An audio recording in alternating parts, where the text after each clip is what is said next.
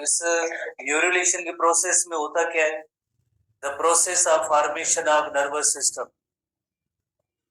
The process of formation of nervous system, formation of nervous system. Nervous system कैसे बनता है? यकीनन इसके अंदर ब्रेन होगा, spinal cord, brain, spinal cord, nerves, इस तरह से जो नर्वस सिस्टम बनता है। तो ये सारी स्ट्रक्चर्स कहाँ से बनेगी? ये सारी स्ट्रक्चर्स बनेगी, एक न्यूरल ट्यूब बनता है जिससे पूरा एक नर्वस सिस्टम बनता है।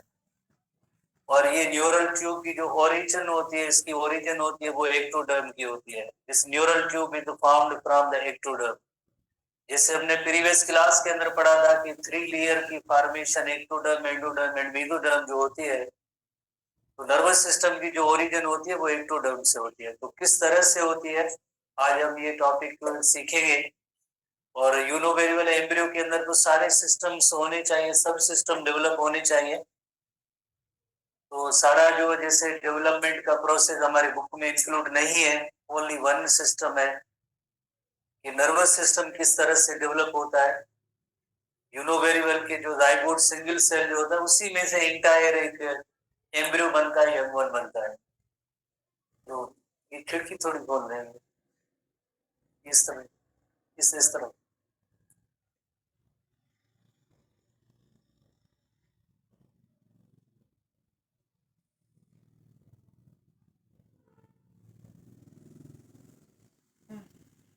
न्यूरुला फॉर्म, न्यूरल ट्यूब कैसे बनता है, इस हवाले से जैसे बुक के अंदर हमारे यहाँ तस्वीर है 181 पेज पे, तो इसको भी जरा आप ऑब्जर्व करेंगे। तो एक्टोडर्म का जो लेयर होता है, एक्टोडर्म का लेयर, नेक्स्ट पेज पे आता है। एक्टोडर्म के साथ, जैसे ये एक्टोडर्म का है लेयर है,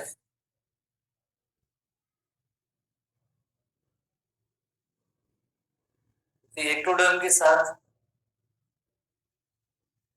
एक thickened area of the ectoderm develop होता है जिसका नेम होता है neural plate. You know very well, आप ऑब्जर्व करेंगे एक thickened area that is called the neural plate. इस thickened area of the ectoderm को हम कहेंगे neural plate. Thickened area of the ectoderm is called the neural plate है ectoderm. Ectoderm का thickened area is called the neural plate. किस जगह पे होता है? ये पॉइंट होती है जो नोटोकार्ड एक स्ट्रक्चर होती है एम्ब्रियोनिक डेवलपमेंट के अंदर। नोटोकार्ड के अबव का एक रीजन होता है, उस रीजन का एक्टोडर्म है, उसके अंदर एक जरा थिकनेस डेवलप होती है, उस थिकेंड एरिया का नेम है, थिकेंड एरिया का नेम है न्यूरल प्लेट। तो पूरा नर्वस सिस्टम है इस न्यूरल प्लेट से अराइज होगा। All the nervous tissue system पूरा जो है इस न्यूरल प्लेट से ही अराइज होगा। एक्टोडर्म बाय द वे तो बहुत ही ज्यादा होता है, काफी सारा लेयर है, पर वो एरिया जो नोटोकार्ड के अबव का एरिया है, उसी एरिया के अंदर एक्टोडर्म का एक थिकन्ड एरिया जो डेवलप होता है उसका नेम है न्यूरल प्लेट। अगर इसको और भी आसान तरीके से हम देखें, जैसे ये एक्टोडर्म और ये इसका जो थिकन्ड एरिया हम बना रहे हैं कि ये thickened area of the ectoderm है। Thickened area of the ectoderm is called the neural plate. इस थिकन्ड एरिया को हम कहेंगे न्यूरल प्लेट कहेंगे। Thickened area is called the neural plate. और ये एरिया आगे थोड़ी देर में हम पढ़ेंगे कि इसको हम कहेंगे न्यूरल क्रेस्ट। रेज्ड पोर्शन है that is called the neural crest. Crest by the way English का वर्ड है जिसकी मीनिंग है एलिवेटेड एरिया, उभरा हुआ हिस्सा, उसे हम कहते हैं क्रेस्ट कहते हैं। तो ये न्यूरल प्लेट है, thickened area of the ectoderm. Ectoderm की जो थिकन्ड एरिया है इसे हम कहते हैं न्यूरल प्लेट कहते हैं। तो सबसे पहले स्टेप के अंदर ये होगा कि इसी न्यूरल प्लेट के अंदर इन्वेजिनेशन होगी। इन्वेजिनेशन, जैसे हम न्यूरल प्लेट को थोड़ा सा अलग ही डिफाइन करते हैं, इसके अंदर इन्वेजिनेशन होगी। इन्वेजिनेशन का मतलब है इनफोल्डिंग होगी। इन्वेजिनेशन का अमल होगा, इसका मतलब है इनफोल्डिंग होगी। जब इनफोल्डिंग होगी तो इस तरह से ये स्ट्रक्चर बन जाएगी, वही सेम है, पर इनफोल्डिंग की वजह से, इन्वेजिनेशन की वजह से ये इस तरह की शेप बन जाती है। जो डिप्रेशन, खड्डा या गड्ढा बनेगा उसे हम कहेंगे neural Grove. This is called the neural group. जो डिप्रेशन खड्डा या गड़ा होगा तो उसे हम कहेंगे न्यूरल ग्रुप कहेंगे। और ये जो साइड्स होते हैं जिन्हें कहेंगे न्यूरल फोल्ड्स कहेंगे। लफ्ज बार बार रिपीटेडली इस्तेमाल हो रहा है, neural neural, neural group, neural folds. और बाकी वो सेम एक्टोडर्म ही है, बाकी वो सेम ही एक्टोडर्म का जो लेयर है, this one is ectoderm. Just एक जो है इन्वेजिनेशन का अमल हुआ है, इन्वेजिनेशन का अमल हुआ जिसकी वजह से जरा इनवर्ड मूवमेंट हुई है, इसी न्यूरल प्लेट की इनवर्ड मूवमेंट हुई है, तो उसके रिजल्ट में न्यूरल ग्रो, न्यूरल फोल्ड्स बन गए और ये न्यूरल क्रेस्ट जो मौजूद है। नेक्स्ट स्टेज में आगे क्या होगा, ये न्यूरल फोल्ड के जो एरियाज हैं ये दोनों आपस में जो है एक दूसरे की तरफ आएंगे और फ्यूज होंगे, मिल जाएंगे तो एक पूरा ट्यूब सा बन जाता है। देन नेक्स्ट स्टेज में ये होगा कि ये जो न्यूरल जैसे ट्यूब बनने का जो अमल हो रहा है उसके अंदर जो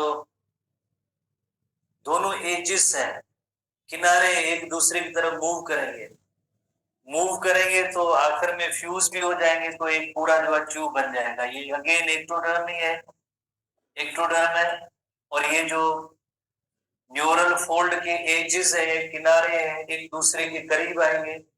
जब एक दूसरे के करीब आएंगे तो यकीनन एक ट्यूब जैसी स्ट्रक्चर बन जाएगी, तो उसके रिजल्ट में एक आगे ट्यूब जैसी स्ट्रक्चर बन जाएगी और इस ट्यूब जैसी स्ट्रक्चर को हम कहेंगे न्यूरुला और स्टेज का नेम होगा न्यूरुला। जब ये दोनों एज आपस में मिल जाएंगे तो अल्टीमेटली एक ट्यूब जैसी स्ट्रक्चर बन जाएगी, एक ट्यूब जैसी स्ट्रक्चर बन जाएगी। बाकी एक्टोडर्म तो वो मौजूद ही होता है, ये एक्टोडर्म मौजूद है। कुछ एरिया जो इसके ऐसे होंगे जो न्यूरल क्रेस्ट वाले एरिया, सर्टेन एरिया जो न्यूरल क्रेस्ट वाले होंगे तो वो अलग से रह जाते हैं, आरजी तौर पे अलग एरिया रहेगा, इससे ये न्यूरल क्रेस्ट कहेंगे। ये जो न्यूरल क्रेस्ट के सेल्स इसके अंदर आ जाएंगे और न्यूरल ट्यूब बन गया है, एक ट्यूब लाइक स्ट्रक्चर बन गई है neural tube. The process of formation of this neural tube is called neurulation. इसी न्यूरल ट्यूब से आगे जाके एक इंटीरियर एंड पे ब्रेन बनेगा और पोस्टीरियर एंड पे स्पाइनल कार्ड बनेगा और आगे इन्हीं में से पूरा एक नर्वस सिस्टम जो बन जाता है। So this process of formation of this neural tube and neurula stage is called न्यूरुलेशन।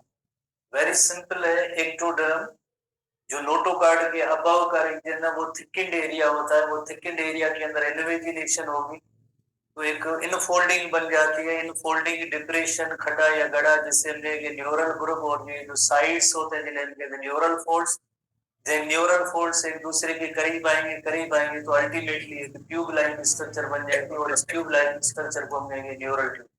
Neural tube के देन एंटीरियर एंड में आगे ब्रेन बन जाएगा, पोस्टीरियर एंड जो होगा स्पाइनल कार्ड होगा, देन नर्व्स भी निकलेंगी। ब्रेन के अंदर भी वेरियस फोल्डिंग्स जैसे बन जाती हैं, फोर ब्रेन, मिड ब्रेन और हाइंड ब्रेन, इस तरह से एक कंप्लीट नर्वस सिस्टम बनता है। इस टॉपिक का रखने का मकसद होता है कि जैसे हमने पढ़ा था कि एक्टोडर्म, एंडोडर्म और मेसोडर्म में से आर्गन बनते हैं और आर्गन से सिस्टम बनते हैं। जस्ट एक नर्वस सिस्टम का एग्जाम्पल लेके हमने सीखा है कि हाउ एक्टोडर्म, एंडोडर्म और मेसोडर्म के अंदर इस तरह से कौन कौन से आर्गन बन सकते हैं, तो उसका एक जस्ट एक एग्जाम्पल है एक्टोडर्म से नर्वस सिस्टम जो बना है, एक्टोडर्म से नर्वस सिस्टम बना है। जैसे एक ऐसा पेपर अगर आपके पास हो तो उसमें से अगर आप ट्यूब जैसी स्ट्रक्चर बना सकते हैं, इस पेपर में से कोई भी एक पेपर हो, ये पेपर है, इससे एक्टोडर्म है, इसमें ट्यूब बनेगा, ट्यूब जैसी स्ट्रक्चर बनेगी इसे एक्टोडर्म से फोल्ड करके देखेंगे वाकई कोई ट्यूब जैसी स्ट्रक्चर बन रही है। थोड़ा सा आप देखेंगे हाउ दिस एक्टोडर्म था और उसमें ट्यूब बन गए, अपने तरीके पे जैसे बनाएंगे ट्यूब वगैरह बन सकता है या ऐसे ही ये बातें लिखी हुई ट्यूब बन सकता है, दिखाएं ये बन गया, इसमें तो आपने कॉइलिंग कर दी है। ऐसा अमल करें जिसमें ये पता चले कि वहां वाकई ट्यूब बन गया है। हाँ आपने क्या बनाया दिखाओ, ऐसे करके दिखाओ। अच्छा ऐसे तो इतने फोल्ड तो नहीं हुए हैं, हाँ एग्जैक्टली आप ठीक है, एग्जैक्टली आपने बिल्कुल दुरुस्त बनाया है। ठीक है, पर इसमें थोड़ी सी एक एडिशन कर दें, और किसी ने नहीं बनाया, आपका नेम मुझे मालूम नहीं।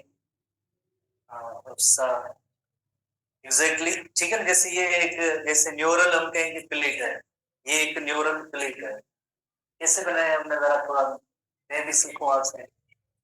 हाँ ऐसे किया तो ये बिल्कुल एग्जैक्टली, थैंक यू। यार मुझे तो बनाना नहीं आता, इसको पता नहीं कैसे बन गया। मैं एक थोड़ा दूसरे तरीके से बना रहा हूँ, ठीक है? इसको फोल्ड करता हूँ, जादू है। या छोटे बच्चे होते हैं, कागजों से जहाज जो बनाते हैं, वैसा जहाज हम बना रहे हैं। ठीक है, ये जिस तरह से न्यूरल गुम हो गए।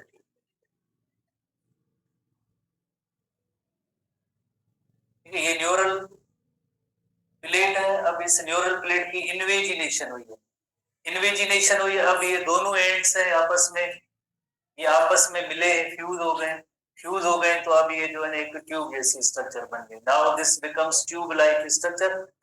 बाकी ये जो जहाज के जो पता नहीं कान जो है, ट्यूब बन जाएगा, जहाज के कान जो है वो न्यूरल क्रेस्ट के सेल्स होंगे। अब ये इनको हम अलग करेंगे ना, इनको इनको अलग करेंगे तो ये न्यूरल क्रेस्ट रह जाएंगे, और ये जो न्यूरल ट्यूब बन जाएगा, और इससे जो है ये न्यूरल ट्यूब बनेगा। यानी एक सिंपल एक लेयर से, एक सिंपल लेयर से देन जो है ऐसी इनफोल्डिंग इन्वेजिनेशन होगी, इनफोल्डिंग होगी, तो एक ट्यूब बन जाता है।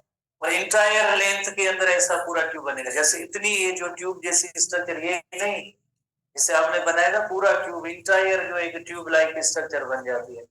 जैसे आपको पता है कि 3D स्ट्रक्चर्स होते हैं, 3D स्ट्रक्चर का मतलब है, जैसे हम कहते हैं कि भाई फोटो निकालें कि ट्यूब का, तो आपको सिर्फ ये पार्ट नजर आएगा। अगर जैसे ऐसे करते हैं तो आपको सिर्फ ये साइड नजर आता है। अगर इसका 3D इमेज लें तो हमें पूरा ये जो पार्ट सब नजर आएंगे कि पूरा जो ट्यूब लाइक स्ट्रक्चर होता है। ठीक है, जैसे शायद आपने फिजिक्स में पढ़ा होगा कि जहाज का फोटो लेते हैं, जो जहाज नीचे नजर आ रहा है हम कहते हैं जहाज, ऐसा ही होता है। अगर ऊपर से तस्वीर ली जाए तो जहाज हो गई, ऐसा ही होता है भाई, जहाज का पूरा एक फोटो होना चाहिए, इससे पता चले कि कौन से इसके पार्ट्स हैं। तो जब इसका 3D व्यू जैसे लिया जाता है तो पूरी एक ट्यूब लाइक स्ट्रक्चर बन जाती है। ऐसी पूरी ट्यूब लाइक स्ट्रक्चर जो होती है, तो उसमें एंटीरियर एंड से ब्रेन बनता है, पोस्टीरियर एंड से स्पाइनल कार्ड, देन इनमें नर्व्स बनती है, तो इस तरह से पूरा नर्वस सिस्टम बनता है। अच्छा, एक वेरी इंपॉर्टेंट क्वेश्चन। अच्छा, तो चलो पहले ये बताएं कि ये जो न्यूरल क्रेस्ट इसमें कहाँ है, ये मौजूद है, न्यूरल क्रेस्ट है इसमें? ये जो पार्ट है, ये आखिरी जो सेल्स होंगे ये न्यूरल क्रेस्ट के सेल्स होंगे, ये तो ट्यूब बन जाएगा ये हिस्सा। और ये जो सेल्स होते हैं रिमेनिंग सेल, जो यहाँ पे हमने निशान लगाए, ये निशान जो इसी वजह से लगाए ताकि हमें पता चले कि यहीं से आगे जो है ये न्यूरल क्रेस्ट के सेल्स होते हैं। इनमें से आगे और नई स्ट्रक्चर्स डेवलप होंगे, जो हमारे बुक में उनका डिस्कस भी है, एक बड़ी लिस्ट है कि न्यूरल क्रेस्ट के जो सेल्स ये होते तो आरजी होते, परमानेंट ये स्ट्रक्चर नहीं होती है।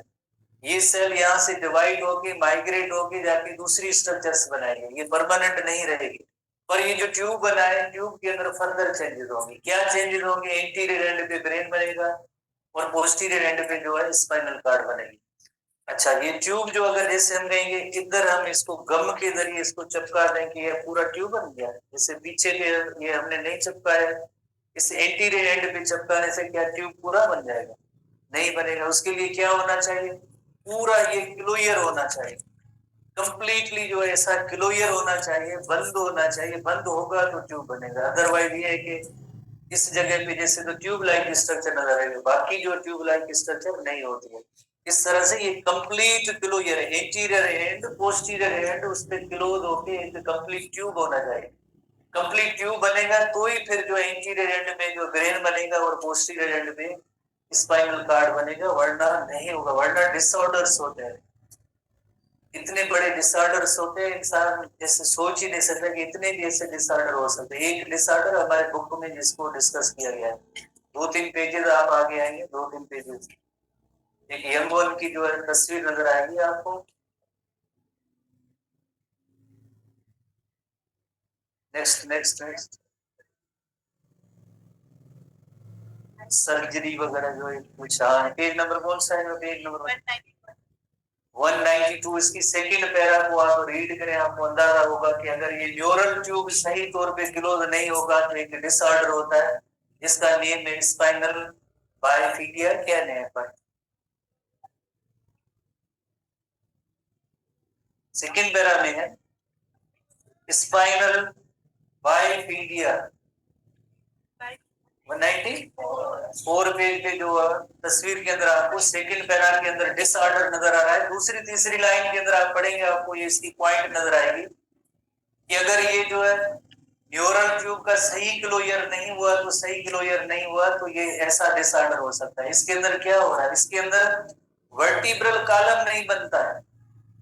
ऐसी जो प्रेग्नेंट मदर्स जिनकी डेवलपमेंट यंग वन की बच्चे के अंदर हो रही है, उसका ये ट्यूब जो है न्यूरल ट्यूब सही नहीं बनेगा। एंटीरियर एंड पे ये क्लोज होना चाहिए, पोस्टीरियर एंड पे भी क्लोज होना चाहिए ताकि कंप्लीट ट्यूब बने। तो अगर ये ट्यूब जो क्लोज सही नहीं होगा तो एक डिसऑर्डर होता है जिसका नेम है स्पाइनल बाइफिडिया। इसके अंदर ये होगा कि वर्टिब्रल कॉलम नहीं बनेगा। वर्टिब्रल कॉलम नहीं बनेगा तो रिजल्ट क्या होगी? You know very well, vertebral column का काम क्या होता है? To protect the spinal cord. तो स्पाइनल कार्ड जो है उस यंग वन के अंदर बाहर निकल के आएगी, जैसे तस्वीर के अंदर आपको नजर आ रहा है। और टेल एंड पे आखिरी सेक्शन के अंदर स्पाइनल कार्ड जो है वो बाहर निकली हुई है। जस्ट एक छोटा सा रीजन कि अगर जिस तरह से ये पूरा ट्यूब क्लोज नहीं हुआ तो पोस्टीरियर एंड पे जैसे अगर ये क्लोज नहीं होगा तो उसकी वर्टिब्रल कॉलम या बैकबोन की फॉर्मेशन का अमल सही नहीं होगा और स्पाइनल कार्ड जो है उसकी जो बाहर निकल के आएगी। इंटीरियर एंड पे अगर ये ट्यूब जो है सही तौर पे क्लोज नहीं हुआ तो उसकी वजह से एक डिसऑर्डर होता है जिसका नेम है इनसेफेली। इनसेफेली, माइक्रोसेफेली तो आपने पढ़ा था। हाँ, तो स्मॉल स्केल मींस नो, इसके अंदर पार्शियल और टोटल लॉस ऑफ ब्रेन होगा। देखिए जस्ट ये क्लोजर ना होने की वजह से उस यंग वन का पार्शियल और टोटल लॉस ऑफ ब्रेन हो सकता है, जस्ट इनकी क्लोजर की ना होने की वजह से। इसी वजह से जो डॉक्टर साहिबान प्रेग्नेंट विमेन को एक कंप्लीट ट्रीटमेंट या डाइट के लिए कहते हैं। जैसे हमारे यहाँ इतनी मेडिकल की अवेयरनेस नहीं होती है, कहते हैं कि जो प्रेग्नेंट विमेन अगर डॉक्टर के पास जाएगी तो एक बड़ा पर्चा लिख के देंगे, आप जाएं खाएं, वो कहते हैं कि ये खराब है। पर उसके अंदर जो रिसर्च के अकॉर्डिंगली कोलेस्ट्रॉल और फोलिक एसिड, विटामिन B12, ये अगर कोई प्रेग्नेंट मदर नहीं लेगी तो उसके अंदर ये दोनों कंडीशन में से कोई भी कंडीशन हो सकती है। Folic acid is necessary for the normal development. अगर फोलिक एसिड नहीं होगा, प्रेग्नेंट मदर वो इस्तेमाल नहीं करेगी, इसकी डेफिशिएंसी होगी, कमी होगी, तो इनके अंदर ये दोनों कंडीशन यंग वन के अंदर डेवलप हो सकती है। एक ये इनसेफेली, जिसके अंदर पार्शियल और टोटल लॉस ऑफ ब्रेन हो सकता है, और दूसरी कंडीशन है जिसके अंदर वर्टिब्रल कॉलम नहीं बनेगा, जिसकी वजह से स्पाइनल कार्ड उस एरिया में से बाहर निकल के आएगा, तो स्पाइनल बाइफिडिया जिसे कहते हैं। तो ये दोनों जो है इसकी क्लोजर सही तौर पे अगर क्लोजर नहीं होगा, ट्यूब जैसा ये नहीं बनेगा कंप्लीट, तो ऐसी कोई भी डिसऑर्डर हो सकती है। तो इट इज वेरी नेसेसरी ये complete closure of the neural tube होना चाहिए, और उस complete closure of the neural tube के लिए डाइट जो है प्रॉपर होनी चाहिए। और डाइट के अंदर उसमें क्या होना चाहिए? प्रेग्नेंट वुमेन के फोलिक एसिड और कोलेस्ट्रॉल भी होना चाहिए, तो जो है इस डिसऑर्डर से ये बच सकते हैं। वरना कई लोग बेचारे ऐसे होते हैं जिनकी ऑफस्प्रिंग या औलाद ऐसी प्रोड्यूस होती है जिनके अंदर जैसे बाई बर्थ ऐसे डिसऑर्डर मौजूद होते हैं बिकॉज ऑफ सर्टेन न्यूट्रिएंट्स की वजह से। तो एनीवे हम इस पे आते हैं, इसकी रीडिंग पे आते हैं। रीडिंग सेक्शन में न्यूरोलेशन सेक्शन पे पेज नंबर है 180 पे। 180 पे तो इवेंट्स ऑफ न्यूरोलेशन हम डिस्कस कर रहे हैं। Neurulation is a process by which neural plate forms and eventually becomes the neural tube. तो देखिए पहले जो है न्यूरल प्लेट बनती है, इवेंचुअली की मीनिंग है लास्ट में वही जो प्लेट है आखिर में न्यूरल ट्यूब बनती है, और देन न्यूरल ट्यूब से ही आगे पूरा जो है इंटीरियर एंड पे ब्रेन बनेगा और पोस्टीरियर एंड से स्पाइनल कॉर्ड बनेगा। तो इस प्रोसेस को हम कहेंगे neurulation. Process is called the neurulation. इस प्रोसेस को न्यूरोलेशन कहेंगे। eventually which will give rise to the brain and spinal cord। तो ये डेफिनेशन होगी कि व्हाट इज न्यूरोलेशन। न्यूरोलेशन का एक ऐसा प्रोसेस है जिसमें जो एक्टोडर्म की न्यूरल प्लेट होगी उसमें आखिर में जाके न्यूरल ट्यूब बनेगा और देन न्यूरल ट्यूब से ब्रेन और स्पाइनल कार्ड बनेगा। इस प्रोसेस को हम कहेंगे न्यूरोलेशन कहेंगे। During the third week of the development, जैसे जेस्टेशन के दौरान या प्रेगनेंसी के दौरान, कंसेप्शन या फर्टिलाइजेशन होने के बाद जो थर्ड वीक होता है उसके अंदर ये प्रोसेस स्टार्ट होता है। Third week of the conception development, the ectoderm thickens along the midline forming the neural plate. तो उसी थर्ड वीक के अंदर जो है एक्टोडर्म की जो एक प्लेट है वो जरा थिक हो जाती है, तो उसे हम कहते हैं न्यूरल प्लेट कहते हैं। वो उसकी लोकेशन क्या होती है ध्यान में रखेंगे, आगे एक टॉपिक है जिसका ये रिलेशनशिप मौजूद है। अबव द नोटोकार्ड, नोटोकार्ड के अबव जो रीजन होगा जो एक्टोडर्म का, उसके अंदर थिकनिंग होगी। सारे एक्टोडर्म के अंदर नहीं, हर जगह के एक्टोडर्म के अंदर नहीं, एक्टोडर्म का वो एरिया जो अबव द नोटोकार्ड होगा उसी के अंदर जो थिकनेस होती है उससे नर्वस सिस्टम बनेगा। The neural plate then begins to invaginate or fold inward। ऐसे थिकनिंग हुई उसके बाद न्यूरल जो लाइक प्लेट इनवर्ड फोल्डिंग हुई है या इन्वेजिनेशन हुई है, इस अमल को कहते हैं इन्वेजिनेशन या इनफोल्डिंग। अंदर की तरफ जैसे ये फोल्ड हुई है, इन्वेजिनेशन, इनफोल्डिंग हुई है। इनफोल्डिंग होने के बाद यू नो वेरी वेल जैसे एक डिप्रेशन या खड्डा या गड़ा सा बनता है जिसे हम कहेंगे न्यूरल ग्रोव कहते हैं, और जो इसके साइड्स होते हैं उन्हें हम कहते हैं न्यूरल फोल्ड्स कहते हैं, that are called neural folds. Forming the neural groove that runs along the midline of the embryo. As the neural groove that runs along the midline of the embryo, the neural plate continues to invaginate and raise neural folds on either side of the neural groove start to elevate and approach each other। जैसे ये जो खड्डा या गड़ा या depression infolding होती जाएगी तो ये एंड हो गया, आहिस्ता आहिस्ता जो ये एंड हो गए आपस में एक दूसरे के साथ जाके फ्यूज होंगे या मिलेंगे, तो ही जाके कंप्लीट ट्यूब बनेगा जिसे हम कहेंगे न्यूरल ट्यूब कहेंगे।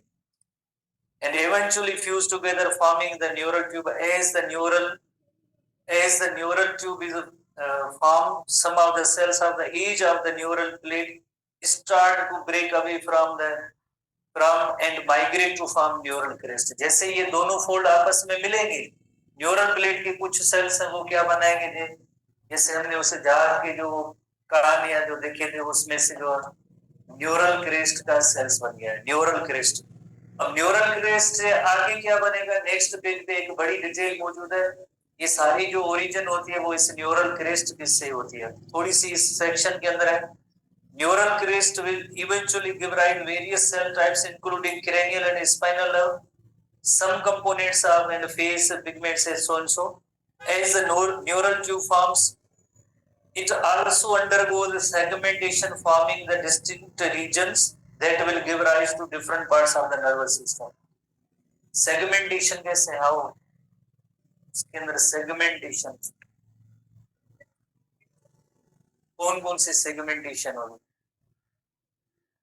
एनीबॉडी, क्या आपको समझ में आ रहा है क्या सेगमेंटेशन, इस ट्यूब के अंदर क्या सेगमेंटेशन होती है? शायद आपको याद होगा हमने नर्वस सिस्टम की जो डेवलपमेंट के दौरान एक हथौड़े जैसी स्ट्रक्चर्स पढ़ी थी, टीलेंसिफेलोन, मेसेंसिफेलोन, मेट्रनसिफेलोन, डाइनसिफेलोन, फोल्डिंग हुई थी, वही सेगमेंटेशन उसकी बात हो रही है। उन्हीं में से टीलेंसिफेलोन तो देना आगे फोर ब्रेन बनेगा, मेसेंसिफेलोन मिड ब्रेन, मेट्रनसिफेलोन होगा तो उसके अंदर हाइड ब्रेन होगा, वो सेगमेंटेशन के आपके पास डायग्राम हो गया आई थिंक, जहां तक मुझे याद है तो हमने ऐसी डायग्राम एक नोट की थी कि भाई डेवलपमेंट के दौरान ये ऐसी चीजें होती है, तो वो ये सेगमेंटेशन है। नेक्स्ट पेज पे भाई, for example anterior end of the neural tube will form the brain and posterior end will form the spinal cord, जो हम पहले नोट कर चुके हैं। The neural tube eventually closes at both ends, जो अभी हमने नोट किया था, अगर न्यूरल ट्यूब जो है दोनों एंड्स पे अगर क्लोज नहीं होगा तो आगे इश्यू होंगे, तो पर इश्यू इनको क्लोज होना चाहिए बोथ एंड्स पे विद द क्रेनियल और हेड एंड, पहले वो क्लोज होगा फॉलोड बाय द कार्डल और टेल एंड, बाद में जो है कार्डल और टेल एंड जो क्लोज होगा। जैसे यू नो वेरी वेल कि अगर ये जो है न्यूरल ट्यूब सही तौर पे क्लोज नहीं होगा तो देन जो है बहुत ही बड़े डिसऑर्डर उसमें हो सकते हैं, और उनका रीजन जो है एक तो जैसे ये डाइट से रिलेटेड है। दूसरा एक जेनेटिक फैक्टर ओबेसिटी भी है, साइंटिस्ट कुछ कहते हैं, रिसर्चर, जो विमेन जो ओबेस होती है तो उनके अंदर भी ऐसे यंग वन के पैदा होने के चांसेस होते हैं। ओबेसिटी भी एक मेन फैक्टर होता है, डिफरेंट एक रिसर्च है उसके अकॉर्डिंगली। अगर विमेन ओबेस होगी, मदर ओबेस होगी, तो उसके अंदर जो है ये कंडीशन डेवलप हो सकती है। जी, ओबेस का मतलब है मोटापा। तो during embryonic development neural crest is transient. Transient की मीनिंग होती है शॉर्ट लिव्ड, थोड़े अरसे के लिए होती है, महदूद वक्त के लिए होती है, परमानेंट स्ट्रक्चर नहीं है। जैसे न्यूरल ट्यूब तो परमानेंट स्ट्रक्चर है, उसके एंटीरियर एंड से ब्रेन और स्पाइनल कार्ड बन गए। पर जो न्यूरल क्रेस्ट के जो सेल्स हैं ये ट्रांजिएंट है, बिकॉज ये आगे माइग्रेट होके जाके दूसरे पार्ट्स बनाने में उनका रोल या किरदार होगा। थोड़ी देर के लिए वैसी न्यूरल क्रेस्ट मौजूद है। Transient, highly migratory population of cells that arise from the neural plate and give rise to array of the cell types and tissues। और उसमें काफी सारे डिफरेंट टाइप के जो टिश्यूज ऑर्गन्स बनेंगे। कौन से बनेंगे जिसकी लिस्ट मौजूद है। क्रेनियल नर्व गैंग्लिया बनेंगे। क्रेनियल नर्व गैंग्लिया है क्या? क्रेनियल रेफर्स टू ब्रेन, ठीक है, उनके ganglia, sensory and autonomic ganglia of the cranial nerves. और इसी तरह से adrenal medulla, you know very well adrenal medulla, adrenal gland का पार्ट होता है, इनर पार्ट होता है, जिसका काम होता है कि इपिनेफ्राइन और नॉर एपिनेफ्राइन हार्मोन प्रोड्यूस करना। पर सेल होते हैं क्रोमाफिन सेल्स होते हैं, एड्रीनल ग्लैंड के भी क्रोमाफिन सेल्स होते हैं जो that make the adrenal medulla producing epinephrine and norepinephrine। इसी तरह से dorsal root ganglia, you know very well, हमने जब स्पाइनल कार्ड सेक्शन पढ़ा था, सेंसरी नर्व एंडिंग जो होती है उसके अंदर dorsal root ganglia है, वो बनने का अमल भी इन न्यूरल क्रेस्ट के सेल से होता है। उसके बाद मेलेनोसाइट्स है, melanocytes you know very well. अब देखें स्किन का, स्किन के अंदर, स्किन कुदरत की तरफ से हर एक इंसान को एक प्रोटेक्टिव कवरिंग या लेयर की सूरत में दी गई है। अब दुनिया के अंदर मुख्तलिफ लोग होते हैं जिनकी स्किन का कलर जरा डिफरेंट होता है। जैसे यूरोपियन अक्सर लोग होते हैं उनकी स्किन जो व्हाइट होती है, अफ्रीकन होते हैं उनकी ब्लैक स्किन होती है, हम जो एशियन लोग होते हैं उनकी एक मॉडरेट स्किन का कलर होता है। स्किन का colour it is related to the melanocytes. Melanocytes जो है एक पिगमेंट प्रोड्यूस करते हैं जिसका नेम होता है मेलानिन पिगमेंट। ये जो हेयर्स होते हैं ये जो जैसे एजिंग में व्हाइट हो जाते हैं, आजकल बच्चों की जो छोटी एज में भी हेयर व्हाइट हो रहे हैं इसी रीजन की वजह से, तो उसका मतलब ये होता है कि उनके मेलेनोसाइट्स जो है मेलानिन पिगमेंट नहीं प्रोड्यूस करें, जिसकी वजह से जो उनका हेयर या स्किन का जो कलर लॉस हो रहा है।